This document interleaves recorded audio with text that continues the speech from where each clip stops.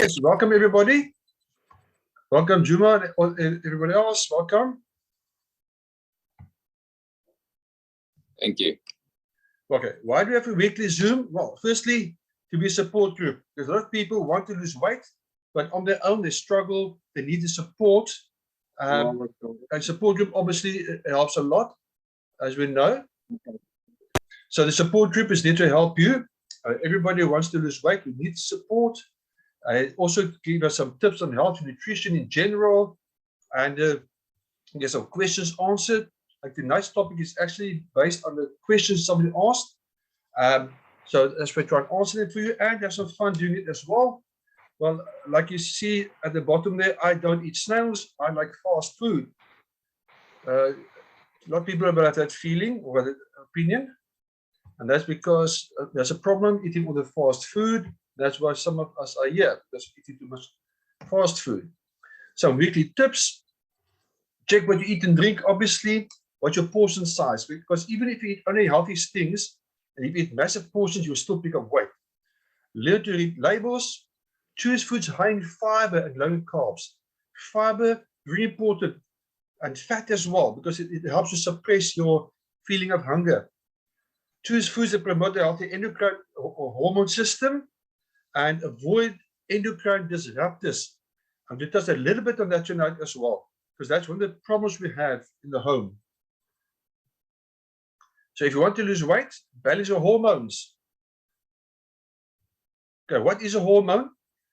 It's a chemical messenger in your body that's produced by the endocrine system, transported by the blood to the target organs, where they coordinate certain functions. They're produced by the glands of the endocrine system. The hormone controls growth, sexual development, sugar levels, mood, metabolism. Metabolism, that's the problem. A lot of people have slow metabolism. That's why they pick up weight. Okay, so if these things don't work, if your hormones don't function properly, you can have a lot of health issues.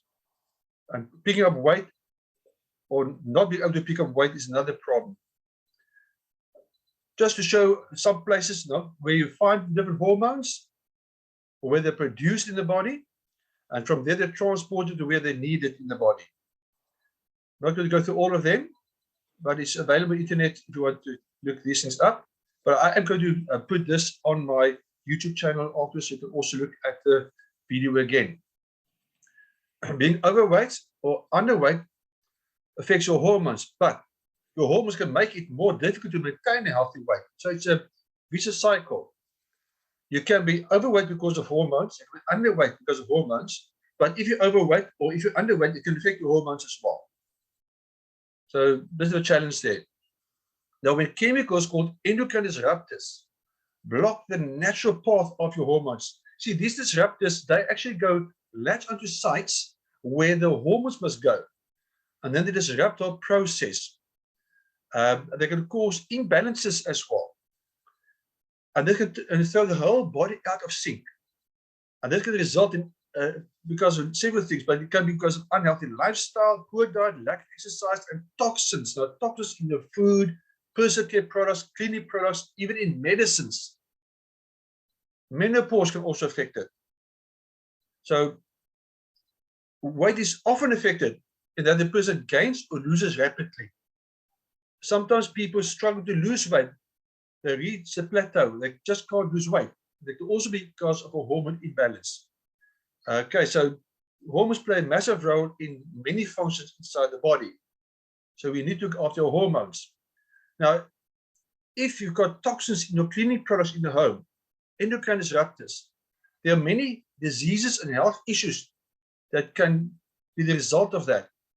Thyroid problems, obesity, other hormone problems, digestive problems. These are some of the different problems it can cause. There are many more than these. Also, if you find it in skincare products, personal care products, I hope if you've ever looked at even things like baby powders and baby products, you might find this aluminium and alcohol in there. But these things can also lead to hormone problems, which can lead to weight issues, amongst the other possible health issues. It's all to do with toxic overload in the end. Our food is full of toxins. I mean, there are several examples that we can look at. In South Africa, for example, more than 80% of our corn, our mealies, is GMO, which means it is full of glyphosate. Glyphosate is a terrible chemical. Store salt honey, it's not pure honey anymore. Sometimes it's just sugar syrup. But then people buy supplements. Be careful. That's another minefield. We know that G.Sc was sued for selling potential unsafe drugs in supplements, and they knew about it. Another study showed that synthetic supplements can actually be harmful. So there are many things we must think about. Even if we think about supplements, we must think twice. Things that are supposed to be good for us, our food, our supplements, very often are not. And they lead to toxic overload in the end. Now, hormonal links to weight gain. Thyroid deficiency is obviously a problem if your thyroid is underactive. Estrogen dominance, because estrogen is what helps ladies when they in the teenage years form their hips, the female shape. In other words, they also testosterone and other hormones. I'm going to run through them a bit later on quickly, a more detailed list. Vitamin D deficiency can also lead to fat gain. Now, signs that weight gain is hormonal. If you are gaining weight, how do you know it's hormonal? Well, sometimes just difficulty losing weight, even if you exercise. Fatigue, continuously tired, food cravings. And there's some examples. If you crave for certain foods, which endocrine gland, or which gland, in other words, or organ can be affected by it. Now, unfortunately, the one thing about ovaries and chocolate, I mean, I'm asking myself, because I like chocolate a lot, but I don't have ovaries, so I don't know about that one. But okay. Insomnia or difficulty falling asleep. And there's some organs affected by that. So this is some of the symptoms that can show you that your weight gain is hormonal. There are more. Gastrointestinal problems, or mood or emotional problems. And then they show a couple of them, like thyroid can be depression as well. Ovaries, crying spells, of difficulty containing motion, and so forth. So there are quite a number of hormones that can play a role in whether you will pick up weight or struggle to lose weight. So the point is, we must look after our hormonal system, our endocrine system. As a matter of interest, one of the most common hormonal imbalances we suffer from is polycystic ovarian syndrome.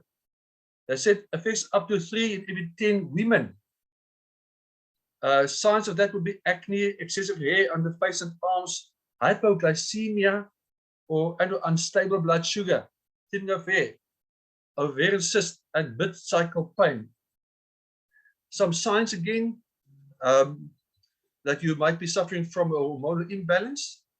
It might also be weight gain, fatigue, insomnia, and digestion problems, which I already touched on the previous slide.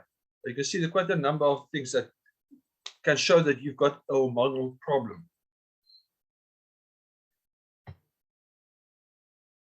Symptoms of imbalances, I'm going to run through very quickly. Slow heartbeat, even rapid heartbeat. Unexplained weight gain or weight loss, fatigue, constipation, diarrhea, numbness and tingling in your hands, higher than normal blood cholesterol levels, depression or anxiety. Can't stand cold temperatures or warm temperatures, dry, coarse skin and hair, thin, warm, and moist skin. So this is quite a long list. Yeah, quite a number of symptoms that can show you've got hormonal imbalances. Thin, warm, and moist skin, regular body fat distribution, darkened skin in your armpit or the back and neck sides of your neck. Okay, extreme thirst, thyroid issues, some of the things that can show you that you have got a hormonal imbalance. Just be careful with these symptoms. Sometimes you might have some of these symptoms, but might be caused with something else. Now, some of the hormones, to run through them very quickly, leptin is a protein. It's a hormone, but it's a protein produced by adipose. Adipose is fat tissue. And it induces satiety, and the feeling of fullness. When your brain receives too much of this hormone, it begins to become leptin resistant over time, which can then lead actually to you're actually not getting the signal, and then you tend to overeat. So I'm running through very quickly through different hormones that are relevant to the topic. Insulin. If your insulin levels shoot up very high, remember insulin is used for energy, to take sugar and help the body use it for energy. But if your sugar level rises up very high, insulin will help the body to convert that extra sugar into fat. So eating too much sugar or carbohydrates and failing to consume enough protein and fiber can increase your levels of insulin. So very important, this thing about your fat, your protein and fiber, because they help to slow down the spike of sugars in the body, which therefore has to prevent fat formation. So when the cells are not absorbing natural glucose properly, the sugar builds up in the blood, binding to fat molecules if unused. This can cause hormones to become out of balance and you're gaining weight. So yes, what's the sugar? I mean, I'm also fond of eating the chocolate and those things, but we will watch it. Cortisol. It says here, regulates your metabolism. So if your metabolism goes very slow, you've got a problem. You don't want to go too fast either, because then you will be too skinny again. But it also can lead to other issues. Okay, it may increase your body's cortisol production and cause an increased appetite. So that's greater tendency to store fat. So you don't want too high levels of cortisol as well. But depression, anxiety, and digestive issues like IBS can lead to this type of problem. Thyroid hormones. You know, the typical one is low levels of thyroxine and underactive thyroid. So when you don't have enough of these hormones, your metabolism slows down, resulting in weight gain or trouble losing weight. So you want your metabolism to be high. We'll talk about later on a bit more about that. Estrogen. Okay, ladies, in men, abdominal fat can cause estrogen levels to rise. So even men can have some estrogen, which, if the levels go too high, can accelerate further abdominal fat retention. In premenopausal women, it may cause the accumulation of fat around the hips and make losing weight more difficult. So again, another hormone that one must look after. Testosterone. By the way, ladies have also got some testosterone. Men's levels tend to decrease if they get obese or under stress. Low testosterone can make men more likely to develop body fat, including a pot belly. Now, low testosterone obviously has other functions too, in women and men as well. Libido problems, for example, can also be because of low testosterone. A lack of energy and stuff like that as well. This one, DHEA, dehydroepiandrosterone, one of those tongue twisters, produced by adrenal glands. Again, it aids in the production of estrogen and may also help boost metabolism, facilitating fat and weight loss. But what can you do? I mentioned some hormones. So what can you do now? Because obviously, if you want to lose weight, how can you lose weight? So let's see some of the ideas here. Obviously, your diet. Get good protein, non-GMO shake, enough fat, vitamin D from natural sources or from natural supplements. Get lipids and steroids from whole wheat or the 3NN supplement. Get chelated minerals. Use whole food supplements that are 100% natural. These are things that can supplement your diet, or you must check that you've got it in your diet as well, which sometimes is very difficult. I'm a fussy eater, so there's certain things I don't eat. So if you don't supplement, I won't get in those nutrients. Something else you can do is exercise. But interesting enough, a study done recently on diabetics, specifically on exercise, people that do extreme exercise actually don't lose as a fat or weight as fast as people with moderate exercise. Another one, use non-toxic cleaning products, personal care products, and skincare products. I'm going to detox the home, get rid of those toxic things in the home, because those toxins can cause a disruption of your endocrine system. In other words, your body can't produce hormones properly, or the toxin latches onto where the hormones latch on, and it triggers another type of reaction in the body they're supposed to, which can even include cancer as well. So eat organic food where possible. Wash fruit and vegetables with non-toxic soaps like LDC. Get a non-toxic soap. Okay, I use LDC in my home. It's coconut oil based. maintain a healthy weight, because we've seen overweight and underweight can actually lead to hormone problems. Eating a balanced, healthy diet, including cruciferous vegetables. Here, I'm guilty.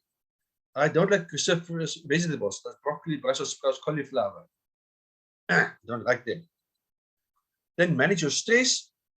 Because stress, like we said before, can boost certain hormones. If too much of the hormone, it actually can cause you to overeat. Get enough quality sleep. Manage chronic health conditions like diabetes, for example, where applicable. Quit smoking if you're still doing that. Don't smoke. Use the whole food supplements, minerals, proteins, lipids, steroids, and vitamins D. Like I said before, because we do not eat properly, and our food is not as nutritious as it was 30 or 40 years ago. And then also detox your body. Because if you've got those toxins in your body, you must get it out. And then you can use herbs. There are different types of herbs you can use. I know fennel tincture, for example, can be used as some herbs, or you can use a herbal supplement. There are quite a number of them in the market. Just be careful with the quality. And if it's cheap, ask yourself why it's cheap. Be careful with cheap supplements. The one that we can recommend is feminine herb complex. I did mention this one, 3 grain concentrates. Now, why is this important? Because we eat grains, but not whole grains.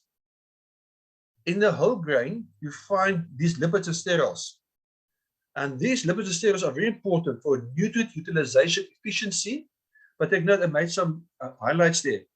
It helps with hormonal challenges, like low testosterone levels, monthly cycle problems, balancing overactive or underactive thyroid. Remember I said low testosterone can lead to weight problems. Underactive thyroid can lead to weight problems. It helps with depression and or stress. Remember, depression and stress was mentioned as examples with some of the hormones that will increase certain hormones, which make you eat more. It also increases your energy, which means you will burn more sugar. It also detoxifies the body, because toxins can make your system malfunction. It slows down aging, because we know if you're older, certain processes the body slows down. It helps with better sleep, and in the process, it helps with weight management. So try and look for this type of supplement, because, like I said, you don't find it in your food anymore, because we don't eat whole grains. 2 other supplements I touched on very briefly. It's a feminine herb complex. It's a hormone balancer plus more. Something you can look for. And then the Cruciferous Plus, which is a peer-reviewed supplement, which will help with many issues, but it helps to regulate the hormones, it helps to prevent cancer, helps to even regulate blood sugar. It's something you can also look for. Ask around. Okay. But this is also help with balancing the hormones. There are others we can add to this list, like adding protein, because many hormones are also proteins, or proteins are needed to make the hormones. Okay. So that's very briefly on the hormone side. Point is, we must do something about the hormones. I'm going to summarize at the end very briefly again the main points. Now, this weight table is a voluntary participation table where people can, on a weekly basis, give me what the weight is on the Monday morning, and this gives accountability. Therefore, it means if you're on here, you must check yourself. Otherwise, the people see you are cheating or not keeping to your program. Whatever diet you're following. Remember I said in the first Zoom, I don't believe in dieting. I believe just eat better and eat a bit less. Because otherwise you end up for 6 weeks, you start losing weight. And once you get off the diet, you start overeating again and you just pick up weight again. It's a lifestyle change you have to make. Or if you don't want to be at this table, I can put you on this table. It just shows how much you've lost. And unfortunately, Linda picked up 200 grams. And this week, I lost more than a kilogram in 1 week. People just careful. It's best to lose between 500 grams to a kilogram in a week and not more. You can lose less than 500 grams. That's no problem. But rather not more than a kilogram. Okay, because you don't want to start burning muscle in the process. You want to burn fat. So a summary. When you lose weight, what can you do? Okay, so to summarize the main points of the hormones, firstly, avoid toxins. because toxins disrupt your hormonal system. If your hormones are out of sync, you will gain weight, or you might even lose weight too much and be too skinny. Choose food or drinks that boost your metabolism. You like the thyroid issues. You need to eat things like fish food, for example, that contains iodine to boost the thyroid. But be careful about this one. People take iodine supplements to boost the thyroid. If you don't take selenium with it, too much iodine can actually harm the thyroid permanently. You must have a balanced intake of the two. Reduce your need for insulin with the type of food that you eat. Because remember I said about insulin, insulin is a hormone. If it spikes the insulin, then sugar will be stored as fat. Avoid artificial sweeteners and preservatives. They're actually toxins. And this is irony. People go on these dieting products with artificial sweeteners in because it's supposed to help you lose weight, but it actually makes you gain weight. Consume fiber, fat, and protein because they help you feel fuller for longer. It also slows down the rate at which sugar is released into the blood, so you don't get sugar spikes. So it decreases the risk of sugar being converted into fat. Read the label to make sure that you eat. Detox your home also and your body. So go to a detox program. Okay, use whole food supplements to supplement to ensure you get all the nutrients, like I mentioned, the 3 and N. We don't get those lipids and steroids in our food because they remove it from the food for shelf life purposes. And get a good meal replacement shake, for example, to supply quality protein. But please, if you do that, avoid the artificial sweetness and preservatives and stuff like that in there, please. Make sure it's non-GMO. This is a summary of what we've spoken about tonight. But never give up. Everyone has bad days. Just pick yourself up and keep on going. So you might have a bad week. Pick up 200 grams instead of dropping 500 grams. But keep going. You can do it. You can also join my YouTube channel because I put the videos up on my YouTube channel. So if you missed the previous Zooms of different topics, you can find them there. Last week we spoke, for example, on does fat make you fat? Which the answer was no.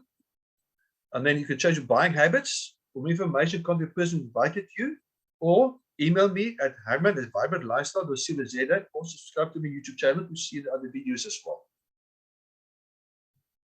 A disclaimer: the whole presentation must not be seen as a medical prescription. I am a nutritionist, not a medical doctor. So this is just things I would consider when I think about my health and losing weight. So I'm not claiming or suggesting anything I've said here is a cure for anything. We focus on feeding the body. The body will do what is necessary. And then I'm going to stop in a minute. So if you've got any questions, we can answer them for you. If you've got any successes to share or any suggestions, or if you've got a topic I must discuss next week, please tell me. Well, thank you for joining us tonight. So we've got a large group on here tonight. Fantastic. Okay. Can I ask a question? Yes, you can. I want to ask you something. Yep. Now, I've been to a dietitian quite a while ago, and she said to me that I have got a fantastic body that loses very fast. Okay. Yeah.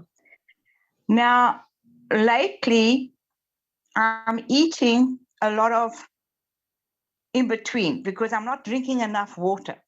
Okay. Okay. Now I'm getting some food into my house that is like fried food and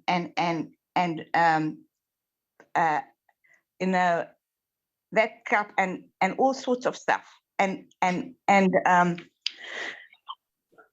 soups and all sorts of things. Now the thing is this that I'm very concerned about is they're giving me fried food, fried fish, and I don't want to eat fried fish and vegetables and pasta and all of that. Is that good? Or is it better to have one meal a day, or must you have 3 meals a day? Okay, this goes back to a question we had before. Let's link to it, the insulin trap. Zoom, I see Zoom number 3 or 4, somewhere there, was called the insulin trap. So what it was talking about is if you eat small meals, like you eat a breakfast, then you have a snack like 10 or 11 o'clock, meal 1 o'clock again, that type of thing.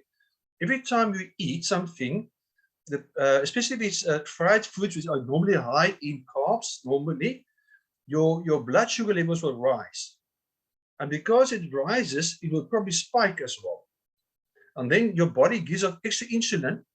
Remember, your body is not programmed for processed foods. Your body is expecting unprocessed foods, which means it wants to digest slowly. So if there's suddenly a spike in your sugar level, the body's going to make extra insulin, thinking there'll be more sugar coming. And that high level of insulin will take that excess of sugar and convert it into fat. So the whole idea of having 5 meals or 3 meals and 2 smaller meals, for some people doesn't work, especially if you eat fried foods and carb-rich foods. If you want to eat healthy snacks, like for example, rolled apple or things like that, that's a better type of snack. So that must be careful of those fried foods. Remember, fried foods are also full of omega-6s, and omega-6s can lead to inflammation, which causes disruption in the body again. So no, I definitely would not go for those fried foods. I'm not saying you can never eat fried food, but try and minimize that. Yeah, no, I've tried that. And if I do have a fried food, I just take off the batter. It depends what the batter is made of. Okay, but yes, an interesting thing I researched the other day was that before a meal, if you eat something like fiber-rich food or food high in fat, but start with fiber-rich foods first, then your sugar won't spike that much. So what they actually recommend is take fiber. Now I can recommend like a fiber tablet even, yes. Oh yeah, we've got fiber. Yes. Fiber tablet. They can take a fiber tablet, for example, with a glass of water, or 2 fiber tablets with a glass of water, but 20 minutes before you eat. Okay? And then when you eat, start eating your protein and your fats first, your fatty foods first. Okay? And then you eat your carb-rich foods after that. It has a tendency to slow down, and don't eat Rottweiler style, eat slowly. Okay. You see, that's my problem.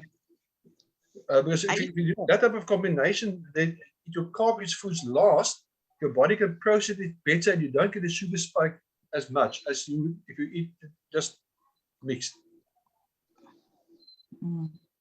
Yeah. Can I ask something, please? Yes. How come? Sorry, I don't know the lady's name, but why Meryl. is she forced to eat fish? Hilda, did you say Hilda? Meryl. Meryl. Meryl.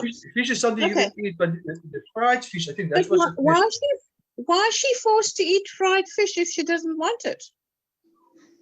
That's true. Yeah, I mean- I don't. You see, I'm getting food from other places, which I would like to eat myself, make my own food. But I'm getting from other places food, which it will help me. But I see all these things, and it's all food of free thing. I don't eat this way. I don't eat this type of way. And Oh, I see. you Also- know, and this is the thing. And who I'm getting it from, I can't say, look, I want you, please, can I please have? And I'm I see. seeing Okay. all of this, and I'm thinking to myself, now what must I do? Okay. Yes, I see what Do you're the saying. following Okay. then. Do the following then. Start by, like the fiber tablets. 20 minutes before the meal, take the fiber tablets. It must be a fiber source that contains soluble and insoluble fiber. So with a powder or with a tablet, I don't think it's more a matter of preference and quality in the end. But take that. When you get your meal, eat vegetables first. Because it contains fiber, not fruit, vegetables, because they contain fiber. Then your proteins and fats, or fats and proteins, and then your carb-rich foods, if possible, if you can do that. Okay, I'll try that. Because that will help you prevent that insulin spikes. Because I used to make my food with olive oil and this, and it was lovely. So now I'm getting this food from these people, and I don't know what oil they're even using. Yeah. You This see, is the thing. getting back to the question of toxins, you never know what toxins might be in there that might disrupt your hormones as well. That's exactly it. And That's by the way, exactly it. yeah. And remember, fatty food actually helps you to feel satisfied for longer. So Yeah. that means that snack at 10 o'clock, 11 o'clock, you might not want the snack, or eat the smaller snack. Yeah. Yeah. Yeah, I'll try that. I'll try that. Okay. So, Try and see if that works for you. Okay, so like I said, the fiber depends on your source, whether it's a tablet or whether it's a powder. where can I get the powder? The fiber powder? Okay. Well, I know, for example, like Newland has got a powder as well. But you can also buy, I haven't tested it myself yet in terms of this, but you get these packets of bran you can buy in supermarkets as well. They're about 10 rand a packet. You buy them at the same shop, you find flour. You can try that as well. Bran, okay. That might also work perhaps for you. Yeah. And tell me. And somebody was asking in the chat, which is better, the tablets or the powder? I think it's a matter of preference. Because the powder you can mix in food, and you can mix it in your smoothies, and you can when you bake stuff you can put it in there. With a fiber tablet you obviously can't use in cooking. So where can you get the fiber powder? Okay. Well, I know, like I said, New Life, for example, has got the fiber powder. There might be other companies that sell fiber. Got new fiber. I know they got the fiber tablets, but I don't know they got the fiber powder. Now they've got one in the prices. You can look in the prices, but yeah, I don't want to go too much into a specific company now. But I know they have got one. Okay. You see this juice that I'm drinking here? This is a fiber. This is soluble insoluble juice that I got. It's got no calories in it, and it's sweetened with a bit of xylitol, so it's not got 9 calories. So it's not fattening, but it consists mainly of soluble and insoluble fiber with a bit of flavoring. Okay. Let's try and find sources like that. Yes. Okay. Okay, I know which ones I prefer. It's not expensive, by the way, and you make 12 liters. Okay, see, there's another question here. Okay, which food delays weight loss? Okay, I haven't researched that specifically, but your food that's especially sweet, and got less fiber in it. If we go back to your talk on GI and GL, it was about 2 Zooms ago, 2 or 3 Zooms ago, we spoke about glycemic index and glycemic load. Then you will see the glycemic load gives a good indication. But I would recommend, if you want to look at food that probably will not lead to so much weight gain, for example, would be things like guavas, for example, some of your berries, prickly pear, your Granny Smith apple, the typical food that an avocado, the food that diabetes can also eat. And what about bananas? Pawpaw. Okay, you can eat pawpaw. You can eat a banana. One is the slightly greeny side, because the moment it starts to ripen, it gets more sugar. So that's also something you can look at. Because if it contains a lot of fiber in it, that can prevent your weight gain. Watermelon is interesting one. Obviously, diabetics will stay away from watermelon but interesting enough, it's got a very low glycemic load because there's a lot of water in it, a lot of fiber in it. So although the glycemic index is like 70 or something, which is quite high, the glycemic load is much lower. So it releases the sugar over a longer period of time.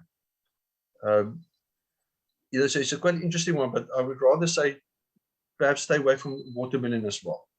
But your sweet fruits, rather stay away from them if you're thinking of weight loss. And what about yellow king peaches? Your less sweet peaches, you can eat them as well. Look, a good guide, it will be your Banting green list. Your Banting green list, and from there your orange list. So whatever's the Banting green list, will be a good guide in general. The orange list will be sometimes, you can sometimes eat that as well. But if it's on the banning red list, I would say rather stay away, unless you want to treat yourself once a month type thing, but not on a regular basis. That's just a Herman, recommendation. what about something like wheat bran? Yeah, that's what I'm talking about. Wheat bran, you can buy that in the shops, on the shelves over 10 rand a packet. You can try that as well. Yeah. Because you know what, I thicken sauces with it, and I put it in with my mince to bulk it up a bit. So I don't get too many calories from the mince, you know? Yeah. So it But can be used for all sorts of things. It's very good, I think. Okay, I see there's a question you're being asked about HbA1c levels. Okay, that's more in the diabetes direction now. We haven't got much time actually, because this is supposed to be only half an hour. But I wonder, Zuki, can you perhaps just WhatsApp me or contact me some way? Then I can give information where to answer a question for you as well. Because the more in the diabetes direction, we do have a diabetes group also, but I can refer you to Chris and Barbara Kelly. That's more their forte. Although I do work on the diabetes field also, so can you contact me? I'll answer you by putting my cell phone number on the chat as well. Herman, Yes. sorry, Herman. Can you put me on your WhatsApp as well, that I can get information from you? Okay. If you want to join the WhatsApp group, Yes. I put my cell phone number there on. Okay. I put it on there on the chat. So get my cell phone number from the chat and then contact me by my cell phone number and ask to be put on the WhatsApp group. Okay, what is your cell phone number? Okay, I'll also read it to you.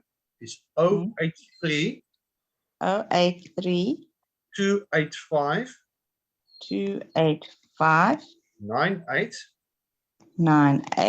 72. 72. So it's 083 285 9872. That's right, yes. Okay. Okay. So Anybody else with a question? Because I'm running out of time.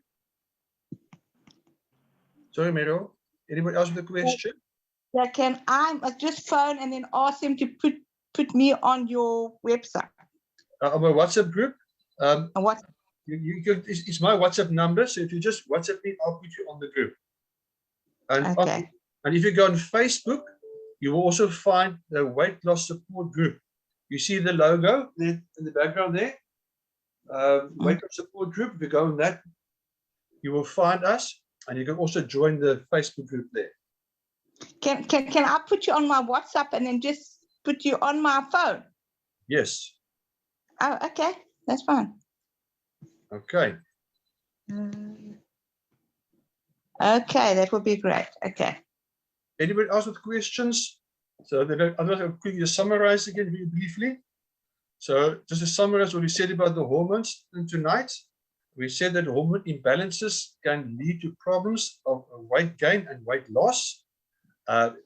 It can be caused by imbalances in your in terms of toxins and stuff you get in your body, toxic overload. I can just perhaps go to the one slide just to quickly recap that, seeing that some people can relate. They might have missed some of the information there. Okay, let's quickly just go back there. Give me a moment. Okay, let me go the other direction. Okay. By the way, there is my YouTube channel. You see my picture there. If you just go on YouTube and you say Herman J. Jansen van Rensburg, you should find me for YouTube channel. That's what the channel looks like. Okay. And then the summary then. We said avoid toxins, whether it's in your food, whether it's in your cleaning products, with your skincare products. In the environment, try and avoid toxins because it can disrupt your hormonal system. Reduce your need for insulin by checking what you eat. Avoid artificial sweetness. Consume fiber, fat, and protein because they all help to prevent the sugar spikes, prevent the insulin spike. Insulin is a hormone. read the label to see what's in there, detox the home and your body. So I've even got a detox program for your body. And then when necessary, use whole food supplements to ensure you're getting all the right nutrients. Okay, that's to recap the main points from tonight. Okay. Well, if nobody else has got a question, then I'm going to say good night, everybody. But thank you for joining. And I'll put this on the YouTube channel. So if you need to look it up, you want to look at the other older videos, you're welcome. Okay. So will it be the next week the same time? Same time next week. And if anybody, if you've got a topic or we discuss specifically related to weight loss, WhatsApp that to me or email it to me. Otherwise, I'll come up with my own topic. Maybe I'll talk about protein and the role of protein in your diet and weight loss perhaps. But we can, if you send me a topic, I can look into that as well for you. Okay. Okay. Okay, everybody keep well. Enjoy. Thank you. Cheers, Emma.